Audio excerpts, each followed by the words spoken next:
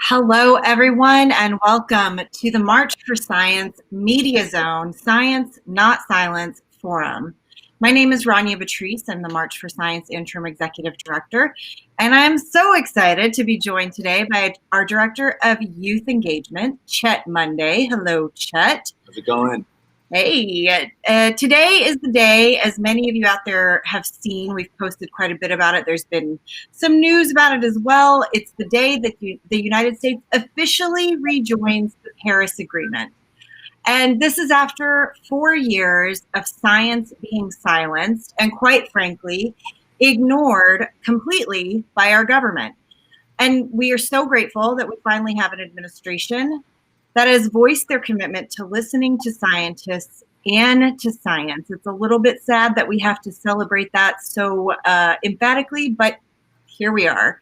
Of course, the goals that are set under the Paris Climate Agreement are woefully inadequate to addressing the climate emergency and crisis that we are in today, that we're facing as a nation and as a planet. We know that because the IPCC 1.5 degree special report demonstrated that the world's current climate ambition won't even keep global warming below 2 degrees Celsius above pre-industrial levels, which will be, as the science has told us and showed us, catastrophic.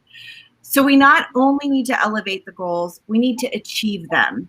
And that monumental challenge can only be done, it can only be accomplished if we work together. And that's why we're so excited to be joined tonight by some of the most influential youth climate advocates, federal policy officials, and international leaders. We'll be discussing our Science Not Silence campaign and the work ahead of us to raise climate ambitions and these goals based on, you guessed it, science. But before we jump into our scheduled program, I do want to take a moment to acknowledge what's happened and what's happening here in Texas. Some of you know, but for those of you who don't, March for Science is a global movement, but we're actually headquartered in Dallas, Texas. In fact, half of our team is based here in Texas, including me and our co-host for this evening. So I just want to start with a little check-in here. Chet, how you holding up? I'm holding up. For the last 3 days, my apartment has had absolutely no power starting on Sunday night and then running. We actually got it back yesterday. So I was privileged enough to have my parents within driving distance where I was able to not find power, but I did find a fireplace and blankets, which is far more than many people had this week. It was catastrophic. We had 13 million people across the state that were facing water disruptions, water boil notices, burst pipes, and other water system damages. Even our chief of staff and president right here in Dallas don't have access to water right now. And 4.5 million people lost power earlier this week. We still have 300,000 out right now.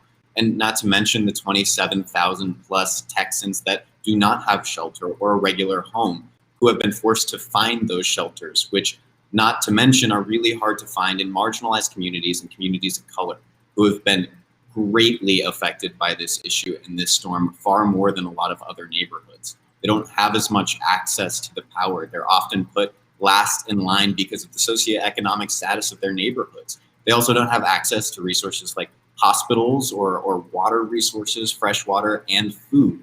In a lot of places are really hard to find for these communities. So we've seen a huge effect. And Ronnie, it's really tough to be a Texan right now because we knew this was going to happen. I mean, back in 2011, we saw a storm to similar scales, and we realized, okay, that we need to prepare for this to happen again. And legislators had the chance to do that with all of our energy sources, and they decided that it wasn't worth it.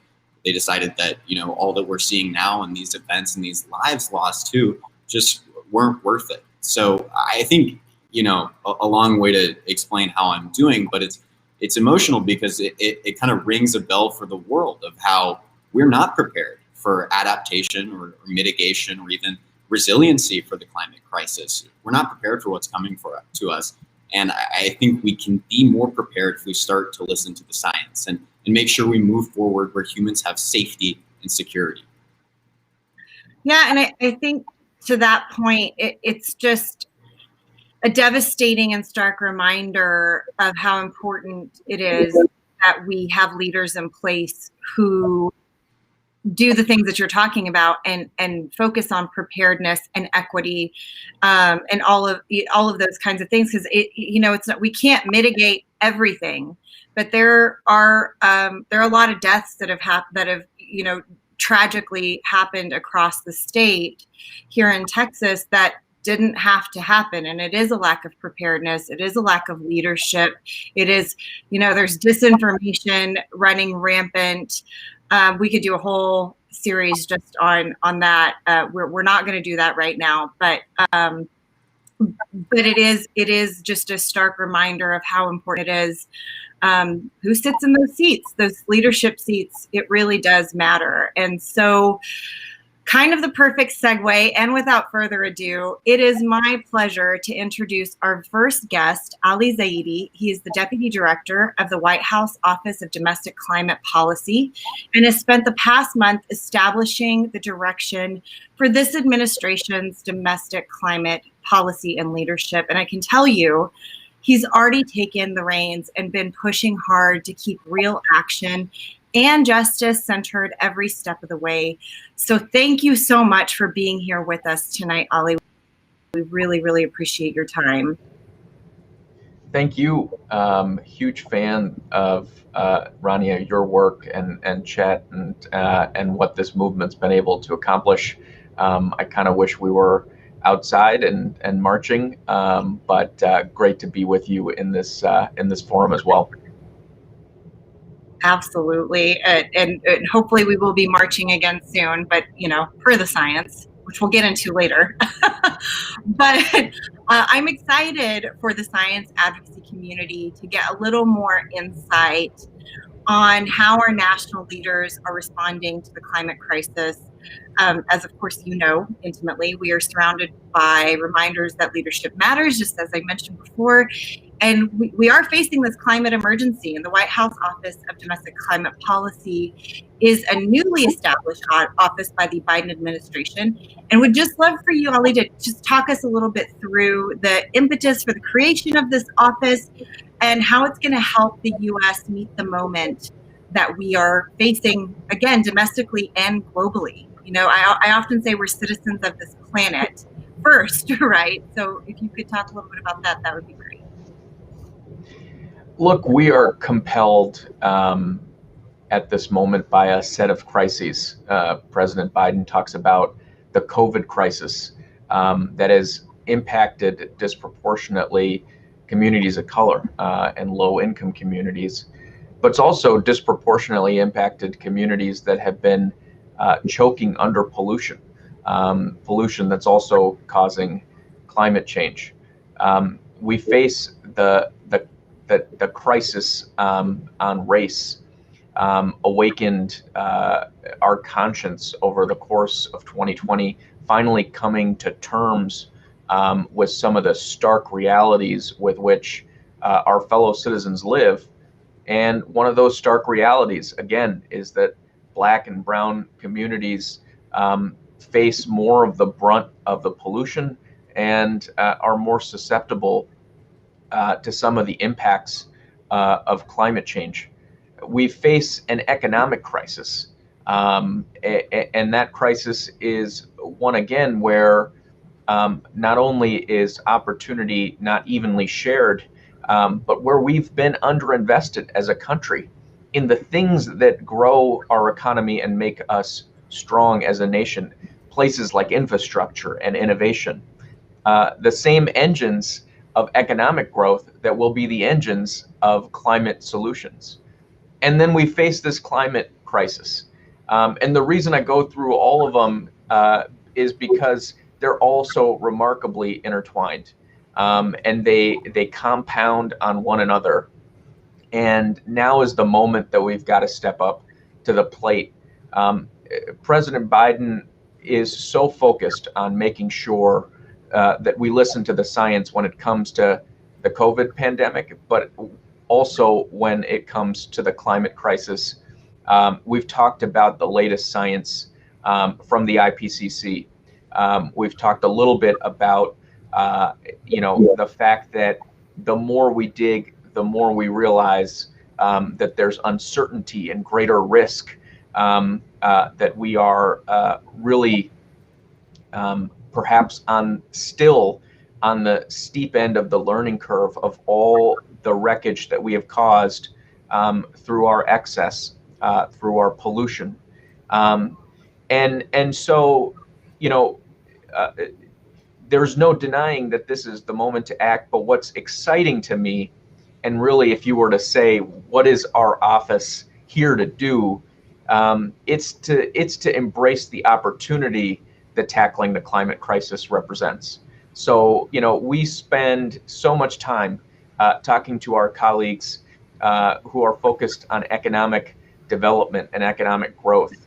We talk to our colleagues who are focused on racial equity and opportunity, reaching every corner of our country, every citizen of our country. That's the goal here, is to reach out and seize the tremendous potential of job creation and of economic growth that Meeting the Moment represents. So that's really the mandate of our office, is to convene, as we did in the last few weeks, the National Climate Task Force, which is made up of over 20 agencies, members of the cabinet, get them around a table and figure out how we can reach for the solutions that are in front of us, and how we can spur invention for the solutions that we need on the horizon. And really to ground it all, not only in a sense of promise, but with a focus on people. And that's why I'm so glad that we started, Chet, with your reflection on what's going on in Texas. It's a reminder that as extreme weather becomes more frequent and more severe, that's not an esoteric exercise. And I think it's really important to always reiterate, it's not the blue marble that's going to go away. It's our ability to be able to thrive and prosper on the blue marble. And so important to be there for our fellow Americans who are going through the hardship at this moment, but so important for us to also keep our eyes on the reality of why we keep coming back to this moment, the root causes of climate change, and then the root causes of our inability to adapt and be resilient in the face of the impacts that are already here. Yeah, I think you've just brought up a really great point. Just the intersectionality of all of it cannot be downplayed. And I will say, just having gotten a chance to work with you a little bit already, you understand that, and it's not just that you understand it, it's clear that you carry it in everything that you're doing, and it means a great deal to us as a community and as a planet, for sure. Absolutely. And any and all multifaceted approaches to the climate crisis are what we need. We need all of those different fronts, and it means a lot to hear you speaking about that. And so just to give our viewers a little more background, so Ali, you're an 8-year veteran of the Obama administration, and you helped develop, manage, and execute federal climate policy. So how have the lessons that you learned during President Obama's 2 terms informed the climate agenda of the Biden administration? Yeah, I mean, one of the things that I've been reflecting on recently, and it's maybe less of a lesson from the Obama administration, more of a reflection on what's changed, is what it felt like to walk out of the White House in January of 2017 and what it felt like to walk back in. And, I thought when I walked back in, I would feel nostalgia or I certainly felt older, but so there's nostalgia for something. But it was really exciting to walk back in at a moment when states and cities had picked up the mantle, when young people had taken to the streets, when the cost of technology had come down from being inventive stuff on the shelf to cost competitive stuff in the marketplace. So I think one piece that I learned from the sort of experience in the Obama administration, then coming back now, is the value of playing the long game. But the great news is that a lot of folks, including folks assembled today, have been playing the long game. And that's put us in field position to get the work done that we need to at this moment with the urgency that it demands. I think that's thing number one. Thing number two is that, climate can't live in one agency or in one silo. And Ronnie had talked about the intersectionality. Government bureaucracies don't do intersectionality well. But that's what leadership is all about, is getting large organizations to do things in different ways, in creative ways, and meeting the moment. So, the Green Cabinet now is the cabinet. Joe Biden and Kamala Harris have put together a cabinet that is inspired across the board. You've got folks at Treasury and Defense and HHS who are not only leaders on climate, they're leaders on environmental justice. They're leaders on creating not just jobs doing clean energy, but good paying union jobs doing clean energy work. So, I think that's the second thing, is this is a all hands on deck moment.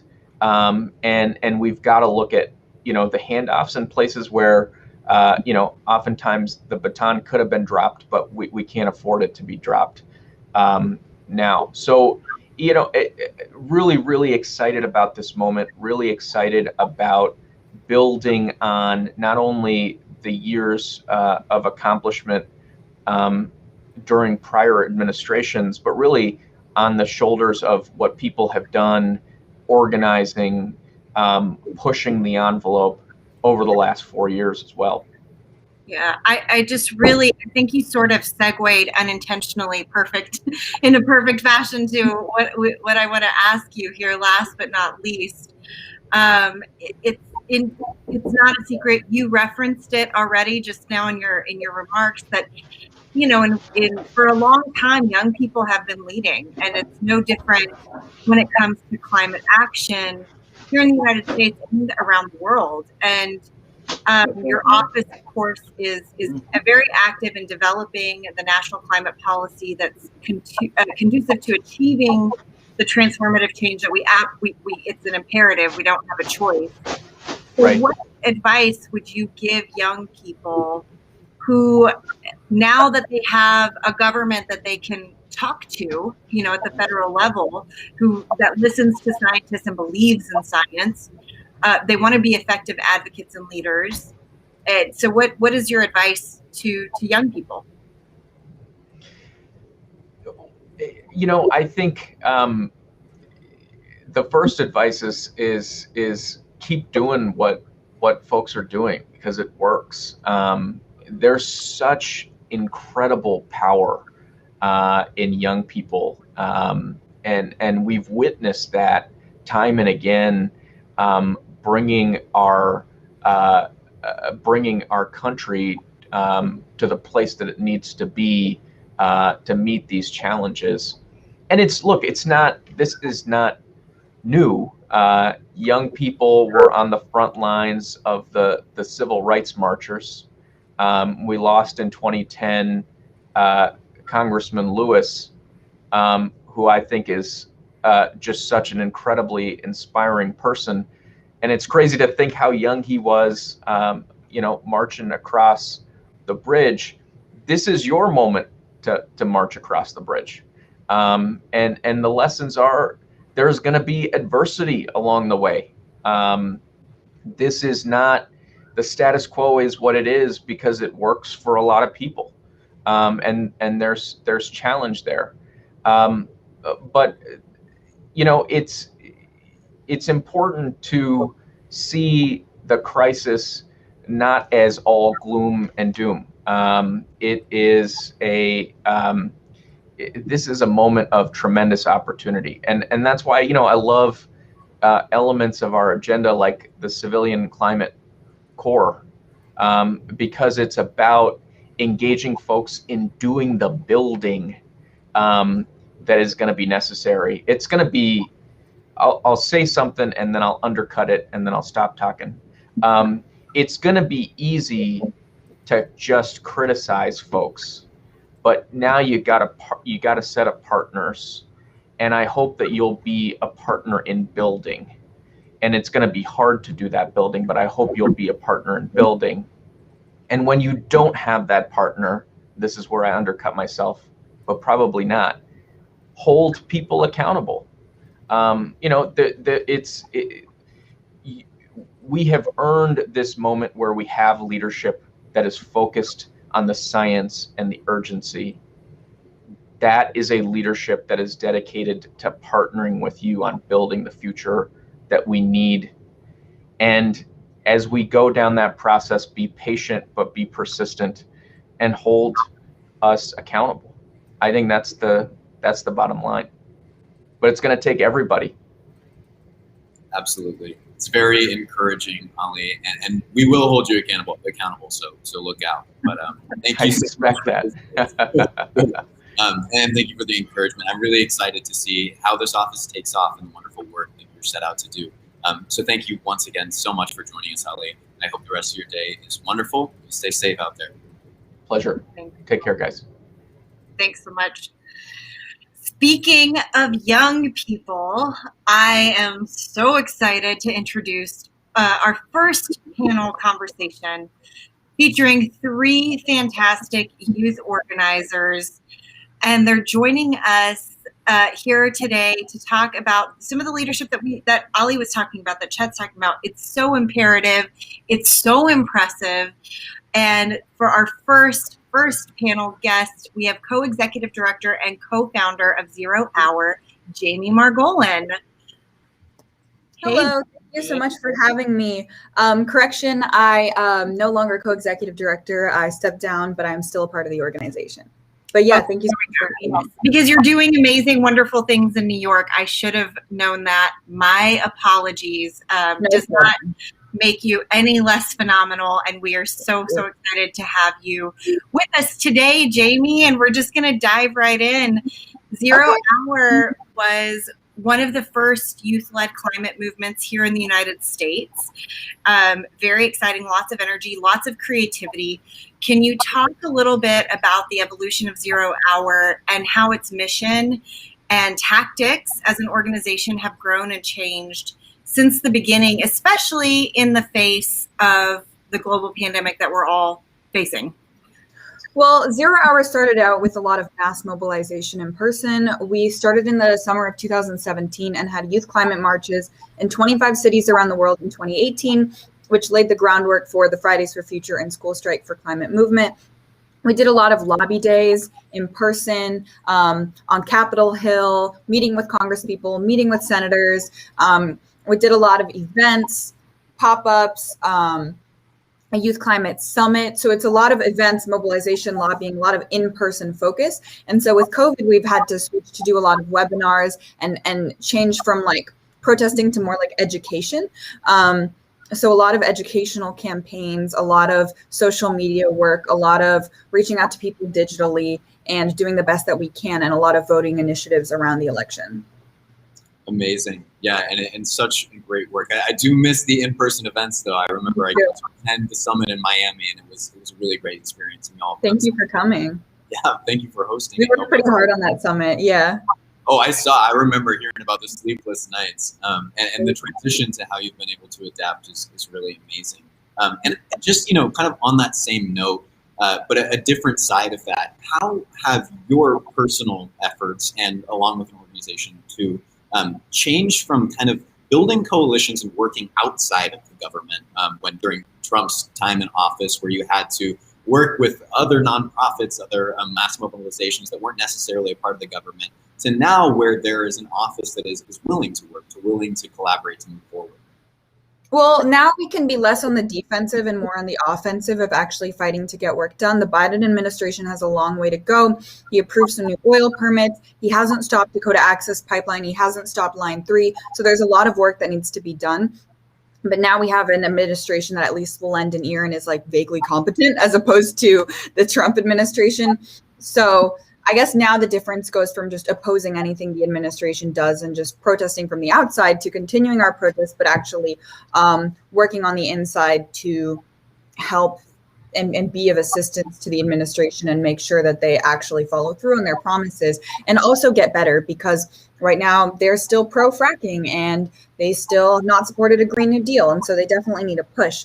And that's what the youth movement and movements of all generations are here to provide, is really that push for urgent climate action.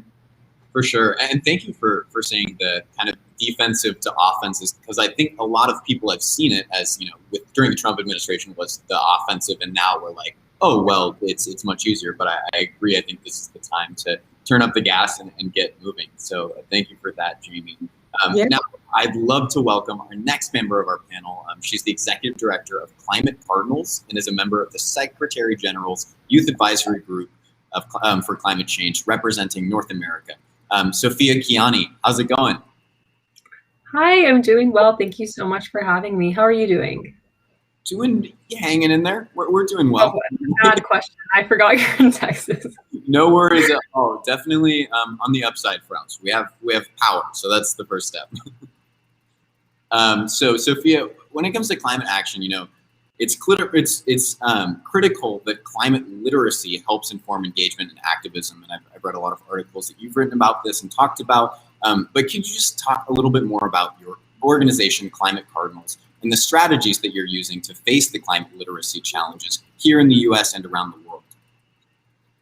Absolutely. So I can talk more about Climate Cardinals for anyone who doesn't know. So we're an international youth-led nonprofit, and we're working to make climate education more accessible to non-English speakers. It was really inspired by my own experience in Iran about 8 years ago, when I realized that my relatives didn't know anything about climate change because there was no information available in Farsi, which is their native language.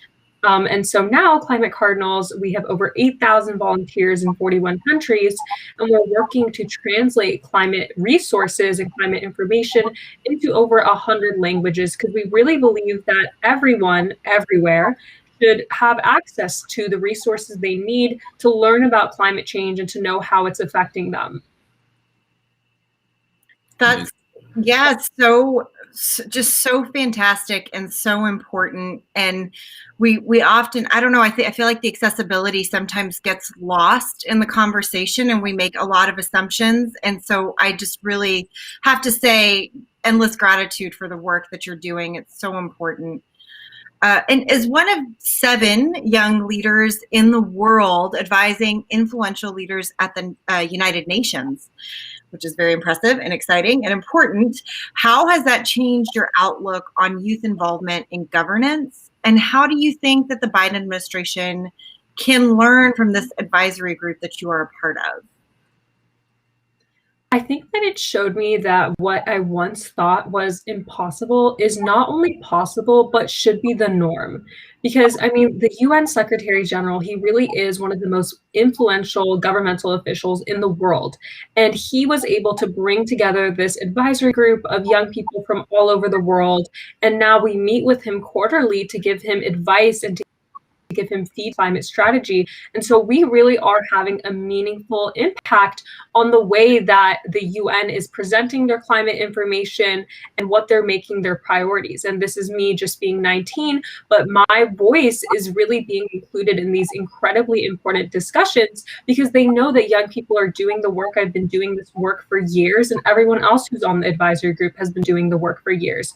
And so I think that it's entirely possible, not only entirely possible, but I really think it should be expected of Biden to create some sort of youth advisory group or some sort of meaningful way for young people to engage with his climate administration, so that we can give him feedback on the work he's doing. Like Jamie mentioned, fracking needs to be banned.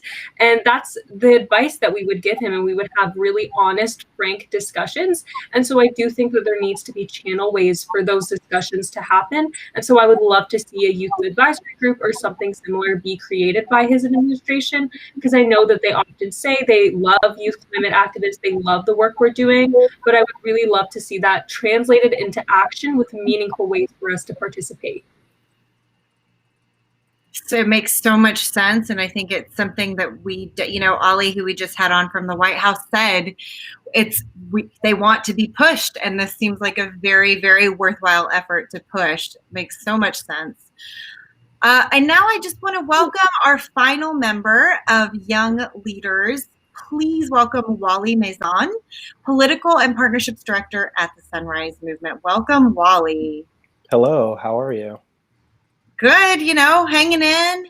How are you doing? You're in a cold place too. You guys are a lot more equipped, let's be honest, to deal with it than we are here in Texas. So. Yeah, freezing in the Midwest. Yeah.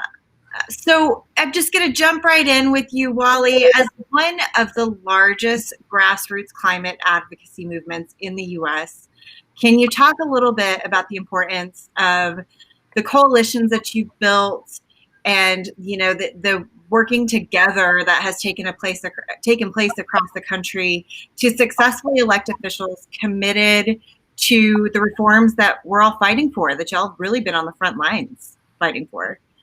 Yeah, I'm really excited to talk to everyone. Thank you for having me. One of the many things I love about Sunrise is that we are committed to addressing climate change at the rate that justice and science demands.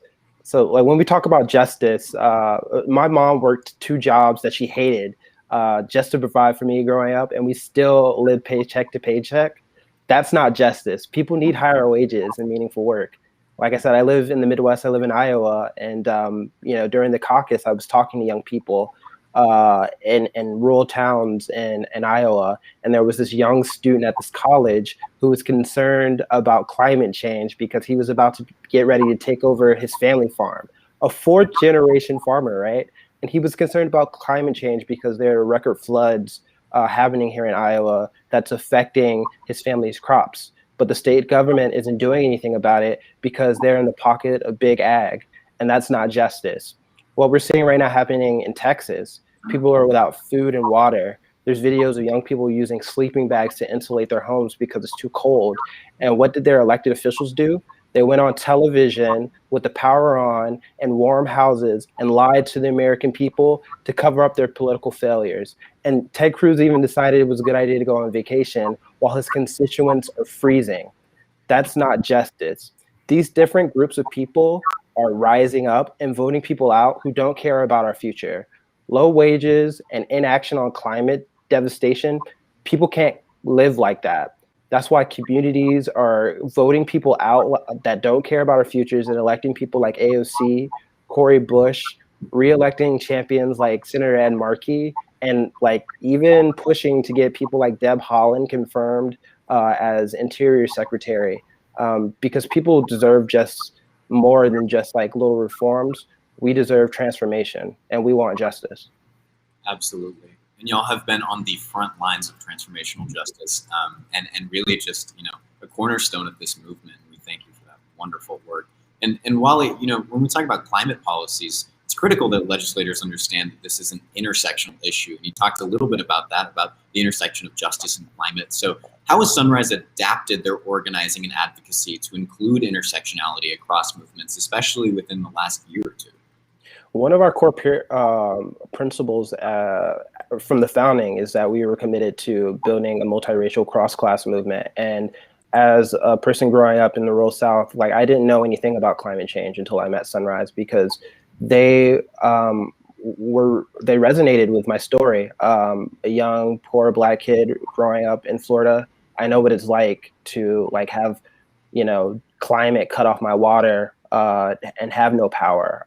And I also know what that's like to have no water, have no power because of financial reasons. And that's what the Green New Deal really wants to tackle. They want people to have good, meaningful paying jobs that really hit at the center of economic inequality. We not only saying that climate change matters, we're also saying that Black Lives Matters. We also are standing in solidarity with our Indigenous people. We're also standing in solidarity with our Latinx communities. So they all go hand in hand. And that's why, Sunrise has really pushed the Green New Deal as this transformational North Star, because we want collective liberation for all people. I'm just like sitting over here nodding emphatically. I'm going to give myself whiplash because everything that you're saying is so not just spot on, but so important. And I think after so many years of doing this work, I do feel like we are seeing a shift in people's awareness of how everything is connected. You cannot talk about climate change without talking about justice. You can't talk about equity without talking about, access and all of these different things and you mentioned too, Wally, just the idea that climate change is an important issue in rural America was so outlandish until somewhat recently, and I often talk about meeting people where they are, right? So I told you I spent a lot of time in Iowa and all over the Midwest, and it's important that when we're talking to farmers, for example, that we're talking about, their receding soil levels, that their messed up harvest calendars, and all of these things that we know are climate change related directly. We need to speak to people in terms that make sense in their lives, and that's what y'all have done so beautifully and so brilliantly. And yes, you're right. You've got the haters out there, and we'll just keep pushing back on them because, well, don't get me started on that. We don't want to go there. Thank you so much again, Wally. It really just love working with y'all and hearing from you. And so we have to say it's just such a privilege to have 3 complete rock star leaders who happen to be young join us today. So we're going to have everyone rejoin us on this panel again. And just once again say thank you so much for everything that you've done and all that you're doing to save the planet. Quite frankly, it's not dramatic to say that. That's where we're at. So here's a question for all 3 of you. Now that the United States finally has an administration that is pledged to follow science, what is an example of one reform you would like to see happen? I know there's a lot. We all have thoughts on this. I have many myself. But what's one reform, and how do you think young people can continue to play a role in achieving that reform? And I'm just going to start with Jamie. Oh, we can't hear you, Jamie. I am muted. Sorry about that. I would like the Dakota Access Pipeline to be shut down. That has been, that fight to stop the Dakota Access Pipeline has been going on for so long, and led by Indigenous people who have put their bodies on the front lines in order to stop that pipeline that unfortunately got built. And I think it's very important that the Dakota Access Pipeline is shut down. And the way that young people can be a part of that is really just pressuring the administration, a lot of public pressure, bringing it up, keep bringing it up, pressuring, and making it a priority for the administration so that it's something that they know people care about and they feel pressured to actually follow through and shut down the Dakota Access Pipeline. And I just want to chime in real quick on that for folks out there who may have seen the protests around the Dakota Access Pipeline. What's happened recently is a judge ruled that the pipeline was operating illegally without any of the permits that it needed. Of course, the fossil fuel companies appealed that decision, and the appellate court upheld the decision that they were in fact operating illegally, but they wouldn't shut it down, and they kicked it back over to the Biden administration. So the Biden administration recently, this just happened, I want to say last week, maybe a week and a half ago, asked for a 60-day extension because the Army Corps of Engineers is still being run by Trump appointees. So we're hoping in that 60-day extension, that's going to change. But to Jamie's point, now is the time. The pressure is on. Our Native siblings are organizing their butts off right now, and we need to support them in every way possible. So I just want to give a little bit of context there because the fight is on. Thank you so much. Dakota Access Pipeline helped really spark the environmental movement as we know it. Honestly, I feel like not enough credit is given to that. People, 0 Hour helped lay the groundwork for the Fridays for Future movement, but what laid down the groundwork for 0 Hour, actually what inspired me to actually go forward and organize the youth climate marches in 2018 was watching a documentary about the Standing Rock youth, who I've now had the honor to work with, Jocelyn Charger, Dakota Iron Eyes, and so many more people. watching Awake, A Dream from Standing Rock, and seeing people of all ages put their bodies on the line to protect the water, it really just shook me out of like any inaction. And I think, you know, they helped lay the groundwork for the whole modern youth climate movement, because a lot of the Dakota Access Pipeline, the initial, like, there were youth who ran across the country, one of them led by Jacelyn Charger, to help raise awareness about stopping the Dakota Access Pipeline. And I feel like the Indigenous youth don't get enough credit for being the ones who actually are the I think was a domino, that the original domino that got us to where we are now in the movement. Yeah, absolutely, Jen. It's so important to give credit where credit is due. And Sophia, so if there was one reform that you'd like to see, what would it be, and how can youth help achieve that?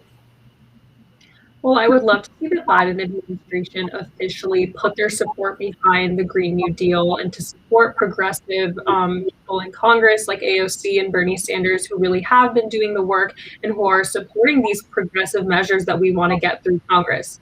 Because it really is, the ball is in their court. We have these policies already written. They just need to start actually putting support behind it. And so how I think young people can play a role in this is we can be joining these movements like 0 Hour, like Climate Cardinals, like Fridays for Future, and making sure that we're putting pressure on public officials by speaking out on social media, by going out into the streets and striking. There are a lot of things that we can do. I know the pandemic has made it a little awkward because obviously we can't really have these large scale mobilizations, but after we're all vaccinated, I would love to see people again really reviving the school strike for climate movement, because I do think that that was very effective in putting pressure on public officials and really showing the media how large the support is for climate change because of how many people who were participating. Absolutely. Yeah, and thank you for that. And I think that media mobilization is something that we've seen a lot more of over the pandemic, and we've also seen how that can be really effective as well. If you look at the Ted Cruz trending on Twitter, it's very clear how people feel about that. And last but not least, Wally, what are your thoughts on the reform that you'd like to see? So, yeah, obviously the Green New Deal, something that we support. We truly believe that, you know, people should have good wages and meaningful work, and that work should be provided by the government if people want it, and those jobs just happen to be fighting climate change. You know, just reimagining the green economy. We're going to need so many people to like put in infrastructures. We're going to need artists, we're going to need lawyers, we're going to need, you know, social workers. I mean, there is not a sector of this economy that climate change is not going to affect, and we need to be ready for it. We see what's happening in Texas. It wasn't like that, people weren't ready for that, and we can change that. And that's really the future that we need to be going towards. I believe the Biden administration has done a lot, and what young people can do is things that we already done. When we first started, candidate Biden had an F on climate from the Sunrise Movement. And what happened was, you know, young people like me, we followed him around the country because we were concerned about his policies. We were concerned about his positions on fracking. Honestly, I'm still concerned about that. But honestly, you know, his climate policy wasn't to scale. It's not what science said that we needed. And young people pressured him. And what did he do? He brought young people in, and he created the Bernie Biden Unity Task Force. And out of that, we got the office that Ali sits on because of pressure from young people. We got the CCC, which is a blank check right now. And we need to use our radical imaginations to fill out that check, to have the things that we know that it could be, right? Good, meaningful work that will create the green economy that justice and science requires. So if that's like one thing I want, I wouldn't call it reform, because like I said, we want transformation. That's what I would push for. Sorry, I have to jump in here too, just because sometimes it gets forgotten. There's all these infrastructure jobs, and there's so much disinformation and misinformation and, quite frankly, flat out lies circulating from, I'm just going to say it, the fossil fuel industry, that this is going to take away those union jobs. And the fact of the matter is that green energy infrastructure, sealing off those orphaned pipelines, the methane leaks that are happening across this country, all of that work is building and trades and pipe fitters. So the notion that shutting down these pipelines, like Jamie has mentioned and we've talked about, is going to take away these jobs is a flat out lie. So I'm just going to call it out. It's really bad. And like one thing that like, you know, young people are like dealing with right now, obviously the climate crisis, but like, you know, coming out of college with so much debt. I mean, I have student loan debt, and like people can't find a job. What if like the government was like, hey, you know, you can have good, meaningful work that has good wages. That's just like the future we should be like going towards. And I hope the Biden administration, this is an opportunity, honestly, for the Biden administration. He has like this moment, we're dealing with a pandemic, we're dealing with the climate crisis. He could really step up to leadership. This is his FDR moment. We're dealing with the same things that he dealt with way back then. And I mean, we're just gonna have to keep putting pressure on him because, you know, we're literally doomed if we don't get the policies that we need. Like, absolutely. That's what the science says. I just cannot thank y'all enough, Wally, Sophia, Jamie, for joining us, for everything that y'all have done and everything that you continue to do and that you're carrying forward. We're just honored to work alongside you and keep fighting for progress and change and transformation together. It's going to take all of us. And I try to avoid saying that young people make me hopeful, but I'm just going to say it because you do. So thank you very much. Thanks for making time. Thank you for having us, Rania. Yeah, thank you. Thank you all. Bye. Thank you. Up next, I am going to be a little silly here because she is one of my very favorite humans in the whole wide world. And I'm just so excited anytime we get to be together in this space. I'm overjoyed to bring on Senior Advisor to the United Nations Development Program and the head of UNDP's Climate Promise, which is the largest program in the world for countries' pledges under the Paris Agreement. I just cannot be more excited to welcome the incredible and amazing and wonderful Cassie Flynn. Hello, Cassie.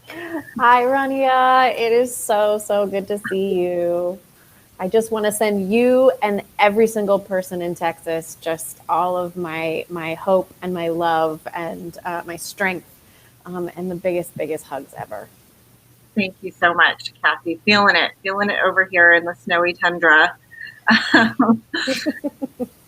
Before we jump in and talk about your amazing work with UNDP and the People's Climate Vote, I want to talk with you specifically a little bit about Paris. Of course, you know, today is officially the day that the United States rejoins the Paris Climate Agreement, and we're all celebrating. We understand the shortcomings and all of those kinds of things, but it's still really important. And you yourself had an integral role in seeing it through and really shepherding the process through. So I'd love you to give our viewers a little bit of just behind the scenes, a little bit of understanding of what took place during the negotiations around the Paris Agreement and what's the significance and how did it come about? Mm-hmm.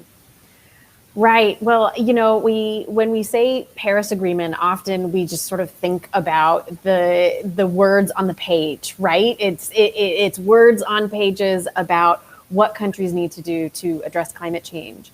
But the reality is that every single word and every single page took decades of work to get to.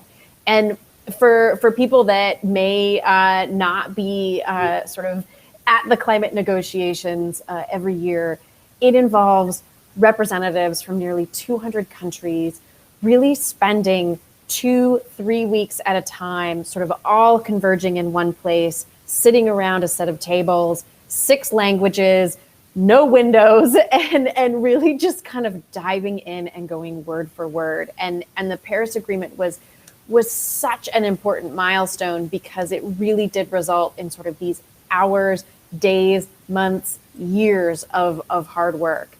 And I think what's really exciting about the Paris Agreement, you know, there's a few things that make it really, really unique. And and even just, listening to the panel before with Jamie and Wally and Sophia, and then Ali before that, this idea of how can we spark transformation? How can we spark an entirely new era? And this is really what the Paris Agreement was meant to do. And it was meant to say, all right, how do we do this? How do we get every country on board, which is what the Paris Agreement did, that was new, by the way. No other agreement before on climate had really said, all right, every country has to pull their weight here. And we know that weight and that level of responsibility is going to be different according to what country you are in, but everybody's got to do something. And the next thing that was really, really important about it is that put us on this trajectory, and in sort of all the wonky words in the Paris Agreement, we call it the ratchet mechanism, because it means that every 5 years, countries have to get more and more ambitious.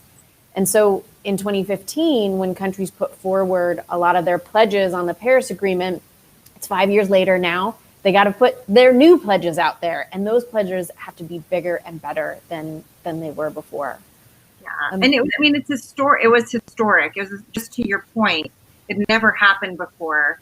We understand, the limitations. We understand the complications, but it was in fact historic. And of course, sadly, we all live to tell the story, but there were some setbacks. The United States infamously pulled out after the election of Donald Trump.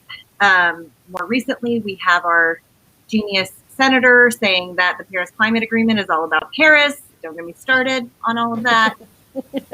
I've got thoughts. But, most countries were not or have not been on track to hit those climate goals, which according to the IPCC 1.5 degree report were inadequate, just given the information that we know now. But today we are looking for optimism and positivity, and the U.S. reentry is a great step. It's an important step as the United States really kind of reestablishes its global climate leadership.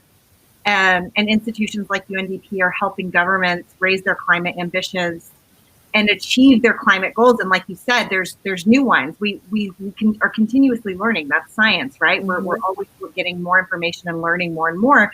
And you lead UNDP's Climate Promise, the world's largest offer of support for countries to enhance their pledges under the agreement. So as we head into COP26, what are you seeing that gives you hope about humanity meeting this moment from a global perspective? Because that's really your work, right? Yeah. So as you said, I lead something called UNDP's Climate Promise, and this is, as I mentioned, that every country in the world has to put something forward, and so it is our job with the Climate Promise to help countries with the thing that they put forward, and it's called a nationally determined contribution, and we've started really seeing a lot of these new pledges come in the door. And I am so encouraged by many of them. You are seeing Morocco completely change their energy mix. They have created more solar panels in their economy than we have seen ever. We are seeing small island states and least developed countries really start to think about resilience as it comes when these impacts, these Category 5 storms that seem to be hitting now. It seems like multiple times a year. And then we're also starting to see, and Ali mentioned this a bit about the impact of COVID. We are seeing a lot of countries, and more than half in the Climate Promise, are directly linking their climate ambition to ambition for getting out of the COVID mess. And I think this is so important. And what Wally was saying about green jobs is so critical. And how we can achieve action on climate change really means creating new jobs. And we already know that jobs in renewable energy pay better in the United States, are likely union jobs, and come with more benefits, and more of them are being created than those associated with the fossil fuel industry. Absolutely. Yes. This is the future. You're getting me all hopeful and excited, and that's saying something being here in Texas. But really, like, those are such good points to keep in mind. and such motivation to keep pushing and to keep fighting. And you are so much on the front lines of that. So I just have to say thank you. And speaking of hope and progress, something that we got to work on a little bit together, which was very, very exciting, so unique, so creative, and your brainchild. I'd love for you to talk a little bit about Mission 1.5 and the People's Climate Vote.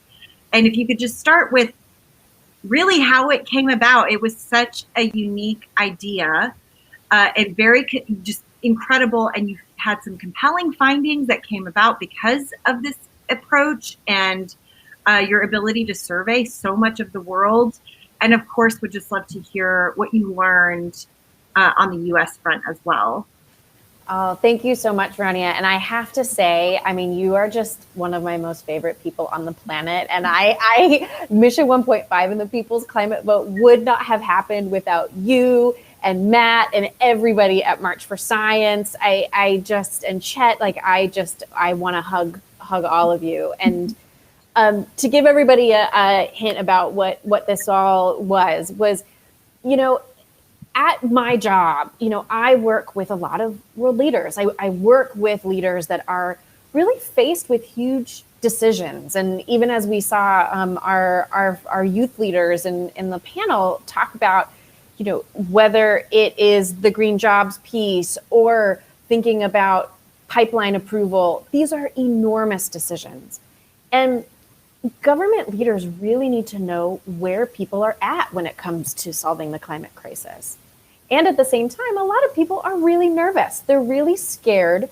They are living the climate crisis, whether it is in Texas right now or the wildfires in California or mudslides in Southeast Asia. People are looking around and seeing, we've got to do something about this. And so what Mission 1.5 tried to do, and it stands for, you know, the level of global temperature that we need to keep ourselves below. And it operated like a video game. But what it really was a vote. And the game essentially asked you, what would you do if you were the most important person in your country? And we gave everybody 18 options across energy and transportation and farms and food, nature, protecting people, all of these solutions that we have to the climate crisis. And we let people vote. We also asked them if they thought climate change was a global emergency. And the results were overwhelming. Nearly 2/3 of people in the world think that climate change is a global emergency and that we need to do everything that we can to get ourselves out of this mess. And that is really amazing. I want to reiterate that real quick. 2/3 of the global population agree that we are in a climate emergency. And that is so important. I just wanted to repeat it because I remember when I first looked at it, I was just like, it's like we knew, right? But we always sort of, I kind of always assume that we're operating in a little bit of a silo in a tunnel because we eat and sleep and breathe this. But this is not a bunch of people. This is like the global population writ large. So that was a very, very, very big deal. That, again, just thank you for bringing forward and uncovering and really using your brilliant mind and your creativity to do something so impactful and so important. And I'm not a gamer, but I really actually enjoyed it. And you taught me that what is it, like 2 billion gamers around the world? Yeah, there's 2.7 billion gamers. And it's not just the people with like fancy sets, but like, you know, if you play Angry Birds on your phone, those types of things that make us all gamers. Well, and it's, I could gush over you all day, but it's going to take that kind of creativity and us kind of coming together in this way and thinking of ourselves as a global population rather than, you know, singular. And you really just did something so hugely impactful and amazing. And I mean, endless gratitude. And I can't wait to see what you come up with next. Well, I'll be calling you all at March for Science, definitely. We're always here for you. And once again, Cassie, thank you so much for joining us tonight and for just being the incredible human that you are. We love you so much. Love you right back. Stay safe. Thank you. Okay. So now I would love, there he is. Chet is back. Our co-host is rejoining us, and he's going to introduce our final two guests of the evening. Thank you so much, Rania, and thanks to Cassie, who just left. It's my pleasure to now bring on Sergio Fernandez de Cordova and Will Kennedy. Sergio serves as the chair of the Public Foundation, which uses the power and reach of mass media to make positive change in people's lives. Among other things, Public created the UN SDG Media Zone, which has been the premier media forum for every major UN event. Next up, Will serves as the Senior Program Officer at the UN Office for Partnerships. Will and his office embodies SDG 17, Partnership for the Goals, as they're leading the global effort to unite partners to meaningfully address the climate crisis. Hey, y'all, how's it going today? Great, thank you. How are you, Rania, Chet? Thank you for having us. How's it going? Amazing to have you both here today. We'll just go ahead and jump in and start with the first question. So, Will, after several years of limited climate action progress, many advocates view COP26 as an opportunity for a global reset for the 21st century. Can you discuss how the UN Office for Partnerships is helping the world achieve the Sustainable Development Goals heading into COP26 and beyond? Sure, happy to. The Sustainable Development Goals are really an extraordinary universal agreement and consensus of the global community at the United Nations. And I think what people maybe don't fully appreciate is just how holistic and progressive these goals are. That really, as you go from when they were adopted by 193 countries in 2015, if you came now to 2021, it's very unlikely that we would get a global consensus for such an extraordinary integrated progressive agenda for humanity and the planet. And what's special about SDG 17 and about the goals is that the whole premise of these goals is you're trying to create a more sustainable, a more equitable, a more inclusive, and a more peaceful world, right? Well, in order to do that, you need everybody engaged. That's way beyond the ability of the United Nations or governments to achieve. So the whole premise of SDG 17 is that these goals belong to everyone. It's all of our obligation to take action wherever we are, and that the United Nations wants to be catalytic to bringing together stakeholder groups from across society to help us solve these problems. Whether those people be in science and technology or business, or whether they be in the creative economy. We need everybody on board to help solve these problems to create the world we all want and we all deserve. And that's really the premise of what our office is set up for. We're a gateway at UN headquarters to engage, we call civil society, constituents, stakeholders. How do you align your mission, your values, your goals to the United Nations to help the world community advance the Sustainable Development Goals? And so we're just a touch point and sort of a broker to help connect organizations like March for Science to the right people in the United Nations, and to make sure that your agenda and your constituency has a voice with global policymakers, and that we're all benefiting as international community from, the extraordinary knowledge and talent that your constituency has. It's just we talk so often about the fact that it's going to take all of us and coming together and the intersectionality of all these issues in the global community. And I believe it at my core. I think we all do, but sometimes it really feels like this, esoteric, whatever thing out in the ether, but what you do is really bring it together and make it real. So I just have to say thank you, because it's wildly important and not easy work, as we all know, but you're doing it, and you're doing an incredible job. So thank you very much for everything that you're doing. And are excited to continue to be allies in that effort and believe, like I said, wholeheartedly in the importance. And so I'm going to jump over to Sergio, who, as we mentioned, is the chairman of the Public Foundation. And you just have an intimate understanding of how media can help scale impact across the globe, around the world.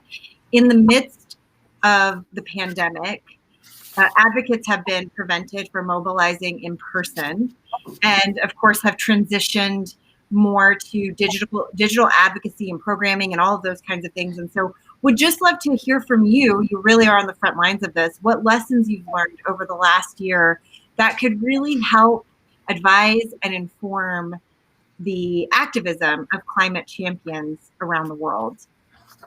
Thank you, Rania, and just really excited to be here to really continue to educate folks the power of media. And as you said, you know, the principles of our foundation was built on digital advocacy, right? The power of social media. When the SDGs were launched, we're saying, you know, in order to tell everybody, we also need to activate everybody who has the power to communicate, not just in an echo chamber, but really how we all have an opportunity to impact others in our networks, in our circles, in our communities, to actually make the change and make that reality, not just a conversation that happens in a small circle of people, right? And that's the power of social media, because we actually have the ability to create engagement. Now, 6 years now into coming into 6 years into the SDGs, and unfortunately in the middle of a global pandemic, and as your question, right, you're saying, you know, how we transitioned. Well, we lived in digital advocacy. So to us, we're home, right? To us, it's like finally people are starting to realize that, well, we've been talking to the wall, right? People are saying, oh my God, everything that you've been working on, everything you've been saying is actually what we now need to activate. It's like, hello, people, we've been here, we are here. And just the same thing as what you all are doing, you know, with March for Science, right? It's that advocacy. And I think that, you know, one of the most important parts of, you know, sort of talking about this digital advocacy, which today, thank God, a lot more people are aware that they have the power to communicate, that we don't have to wait for someone. You know, I think somebody was mentioning earlier before, talking about we're going to wait for the president. We're going to wait. No, the fact that President Biden is here is an element, a sense of leadership. It's hope, right? It's like when Kennedy said we're going to the moon. He didn't, you know, it's inspiring a nation. It's inspiring the world, right? The UN has been sitting here waiting for America to come back. We're back. Right now, it's up to us not to wait for other people to tell us what to do. Right? It is our opportunity, it is our responsibility to actually start to take action, because now we have the right leadership in this country who is focused, but needs us, not to wait, needs us to be present, right? And a lot of what we're also focused on is really, you know, really focused on how we bring the world's top communicators, advertisers, marketers, you know, to help come together, because now they're all united, right? Because the leadership is united as well, together to amplify the importance of role climate plays into shaping our post-pandemic future. That is the most important part, right? Because the pandemic has showed us that the climate reality is real, right? That the climate, if we saw in Italy, the swans are back. We saw forest reforest, right? We saw areas around the world, and the climate just really, you know, Mother Earth will heal herself no matter what, right? So we are the guests. So we have to start taking care of Mother Earth and this planet. And as Will mentioned before, the Sustainable Development Goals, it is a mechanism that helps guide us, right? So when people say, what can I do? You know what? I recommend everyone to read all 17 goals, read the targets, look at the climate, and, you know, look at, you know, all the different, you know, right elements. And even today, the importance of why today is so important that America has officially rejoined, right? It's what can we do? What can we do? What is that one thing? If everybody that's listening today could say, okay, I'm going to do one thing, we start to create change. Definitely. And thank you so much for bringing up the SDG goals and really the journey from becoming this progressive unified decision that really is a very progressive agenda. And then how do you amplify that? And that we have these multifacets working on these different parts of it is really reassuring and great to hear. So thank you for that. And Will, as we head into COP26 this November, it's clear that it's going to take all of us working together to achieve a kind of progress that the Secretary General has been spearheading. So what gives you hope about humanity being in this moment? Well, I'm going to refer to the Secretary General's remark to the UN General Assembly because, as you probably know, he called for a reset of the 21st century. And what he was referring to was this essential need for bold action to overcome the devastation of 2020. And he was referring to the global COVID-19 pandemic. He was referring to insufficient ambition to fight climate change. He was referring to global inequality and the need to ensure an inclusive economic and recovery from the current crisis. And I'm going to just read from his address because I think it's very relevant here. He laid out 10 priorities that he had in that context. And of course, climate change has always been one of two of his highest priorities. I would say because of the COVID crisis, COVID response and recovery has become the third priority of the Secretary General. But what he said was, and he really is quite charismatic when he wants to be. He said, 2021 must be the year to change gear and put the world on track. We need to move from death to health, from disaster to reconstruction, from despair to hope, from business as usual to transformation. Fabulous, right? That's real leadership in the world. And I think what we're seeing, certainly from the United Nations, is people that are rallying globally and mobilizing with real solutions to a more sustainable future and want to be part of this global effort to make the 2021 the reset year that we all need for humanity and the planet. So what I'm just saying is this extraordinary outpouring of goodwill and extraordinary capability that is a very dramatic shift from where we were pre-COVID. And then I would last say, and I think it is important, even though it's not directly climate related, I think for the United Nations, this is a pivotal moment to see if the global community will rally around making the COVID vaccine accessible and affordable to the world, including the less developed countries. Absolutely. Great. Well, and as we know, the UN Office of Partnerships and the Public Foundation have actually spearheaded the UN SDG Media Summit for over the past few years. So I'd love if you could talk about kind of the importance of this forum and how it's helped amplify scalable impact, like you were talking about with the SDG goals. And what's the future of the UN SDG Media Summit, and how will it support the Secretary General, who truly has been, one of the greatest climate champions of the century? So what do you think about that specifically, Sergio? So basically from a perspective of scalable impact, right? When I think about scalable impact, it's bring in the communicators, right? Bring in the marketers, right? There are companies out there that reach 2 billion people a year to sell you sugar, to sell you cigarettes, to sell you other things. So the model exists. We can communicate to a global audience every single day. It's just a matter of, are we listening to what we need to listen to, right? So when I start to think about the reset of the 21st century, I start to think about that we've already are an over-innovated society. We're not using the tools around us, right? The tools that are around us are very important in order to reset the 21st century, because sometimes a reset doesn't mean throw everything out and start over. It means think, look, then act. Right? And don't just shoot, right? And so basically what we need is everyone, including everyone here and everyone in our audiences locally and globally, in order to achieve these goals, we all have to take action. We can't just talk. As I was saying before, we have to take action. We have to do something, right? We need to start, walk the walk, not just talk the talk. There shouldn't just be a Friday night conversation, but how we use our purchasing power, how we use the power of our influence, right? All of us, the next generation, our purchasing power is what every one of these companies fear. Because if we switch how we buy, we are changing the world one purchase at a time. So it's not just the communicators, because we could get all the communicators to listen and to try to shift their messaging, which they're all doing little by little, right? But again, it also has to be from the other side, where how we purchase it. Because if we leave today and then go do the same thing tomorrow, right, then we're not helping ourselves.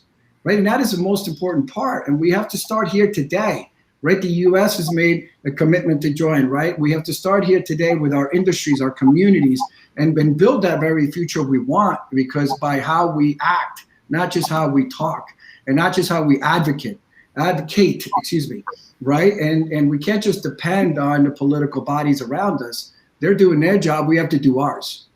And I think that is really, to me, what's so important about the community March for Science is about take action, right? When you talk about media, communications, and reset of the 21st century, right? This is it.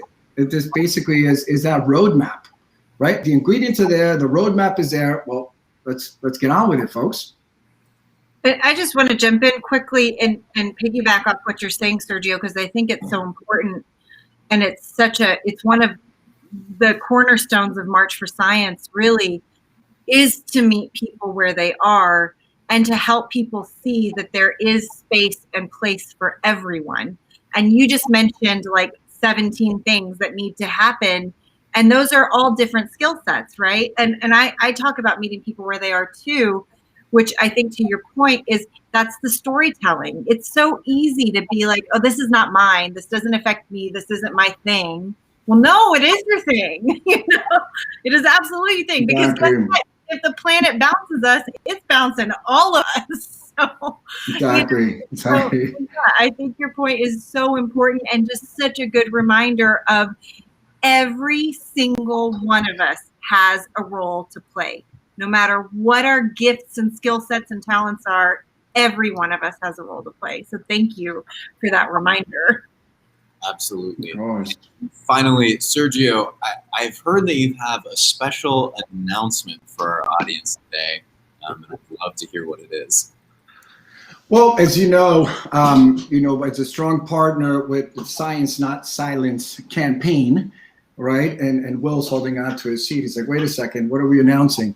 And obviously our SDG Media Summit, we talked about, last time we spoke about the fact that we are going to focus our media summit that's now going on our 7th year, Will? I think it's 7th or 8th year, right? And probably 8th year. 8th year. And really focus, every year we sort of have a focus of what we're going to focus our creative marketers and agencies on. And this year, our focus is really science, right? But we also have to remember, when we're showing, it's going to, the real announcement is that we're having it on May 11th, right? We talked about it at the end of the year, and we're going to have a lot of great announcements that are going to come out on May 11th as well. So we're going to keep you really excited about this. But May 11th, we're also going to be showcasing a few of the world's most transformative climate campaigns, right? Last year, on 2019, we launched the SDG Pencil Award, which really focused the entire industry. The SDG Pencil is kind of like, the most coveted prize in the advertising world, right? It is the top prize. And so basically, we got the entire community, even if it was to win an award, to focus on all 17 goals. Right. And that's very transformative in its own way, because at least we're shepherding people and showing them the roadmap on how they need to communicate to us, right, and do it better and more consciously. Right. But also what's really exciting is, one of those, transformative campaigns, of course, is going to be the Science Not Silence campaign. Right. The work that the March for Science, you folks have been doing, right? Youngo, Oasis, and the independent state of Samoa, which is a truly remarkable platform and campaign that really has mobilized youth and leaders around the world, right, calling on governments to publicly champion the IPCC 1.5C special report, right, which is right now, as we're heading into COP26, is kind of the global reset, right? This is the global reset that we truly need.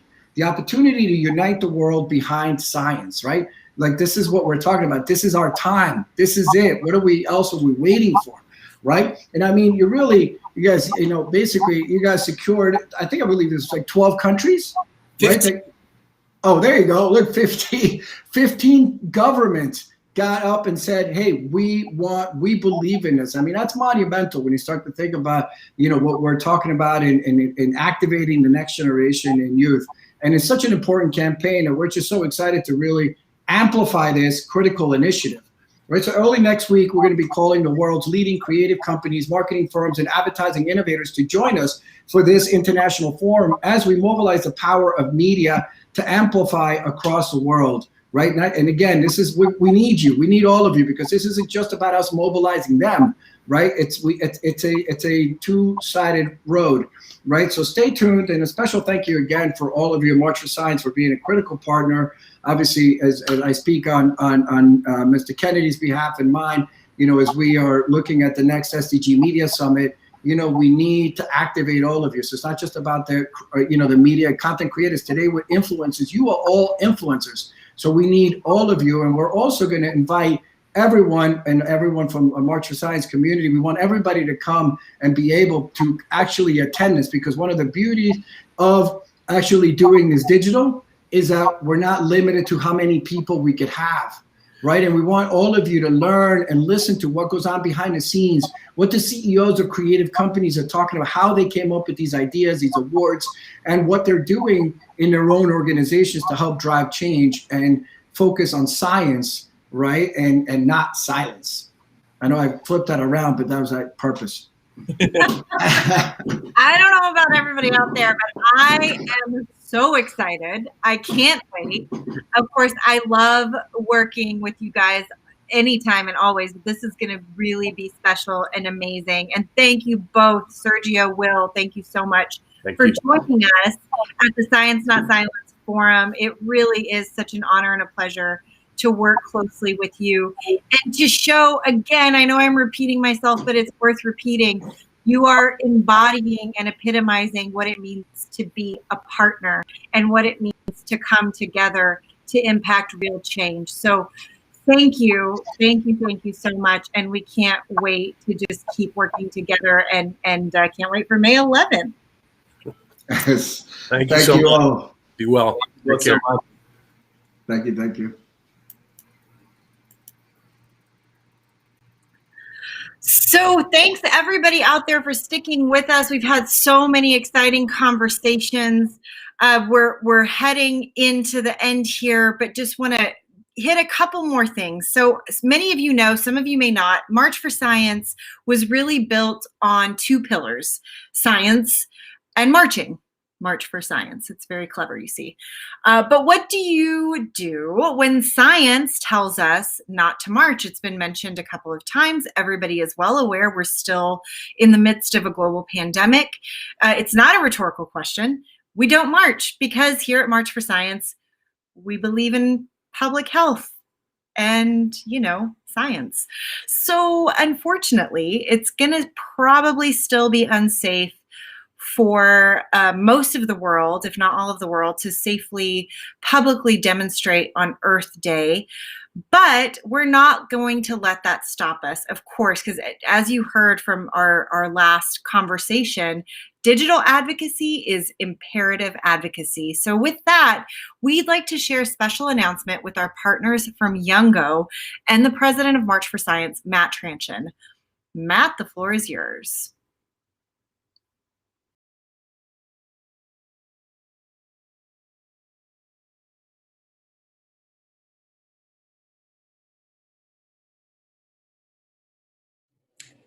Thank you so much, Rania, and thanks to everyone for joining us at the Science Not Silence Forum. On behalf of March for Science, it is my privilege to introduce two extraordinary partners of ours from Youngo, the official youth constituency of the United Nations Framework Convention on Climate Change.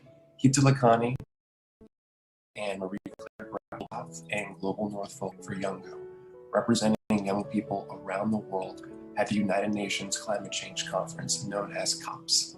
That's why March for Science is excited for the partnership that we're announcing today. Hita, MC, take it away. Thanks, Matt. Youngo represents young people across the globe. We're not an organization or an association. Rather, we're a network and an official part of the United Nations framework that convenes world leaders to address the climate crisis. This year's annual UN Climate Change Conference, COP26, will be held in Glasgow in November. And we, as Youngo, can directly input into the negotiations. But we do not have to wait until COP26 before amplifying young climate champions and connecting them with each other. Which is why on Earth Day, we will be elevating the voices of Youngo members across the globe who are addressing the climate crisis and fighting for a sustainable and just future.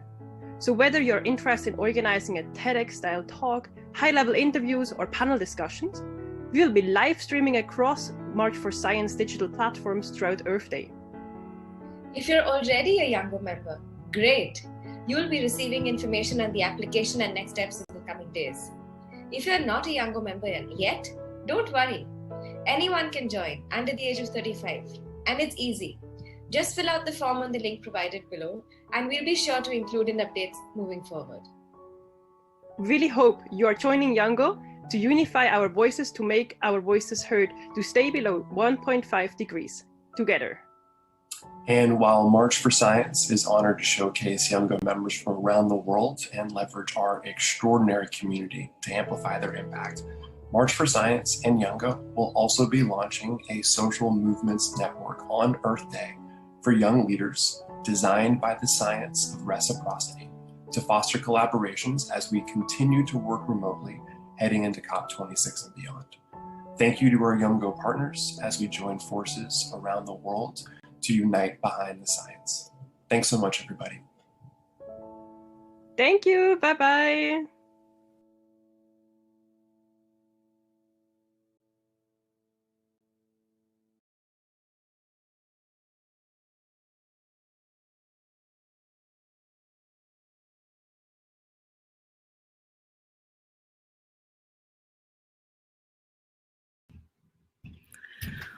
Well, friends, that was supposed to be a video and not a static screen there. It was lovely and exciting, and maybe we'll find a way to drop it into the chat or something later on.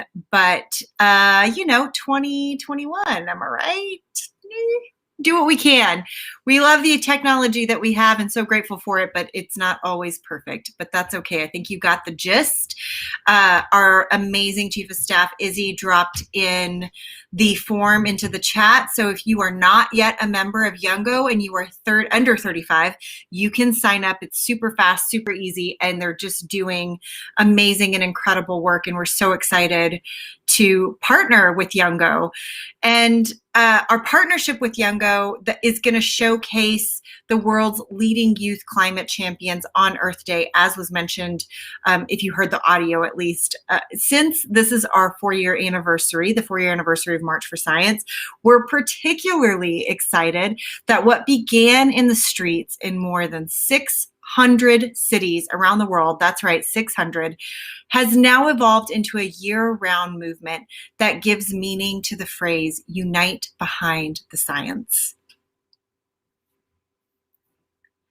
And I think Chet was gonna be alongside me, but I don't think he's back yet. Oh, there he is, Chet, yay! Yeah, Ron, it's so exciting, this partnership. And of course, we'll be championing the Science Not Silence campaign, along with youth climate champions on Earth Day, to keep building momentum for our signature campaign. And it's critical that the world comes together at COP26 to champion the IPCC 1.5 degree special report and finally formally welcome it after years of being blocked. We're hopeful that this is the year that the world finally listens to the science.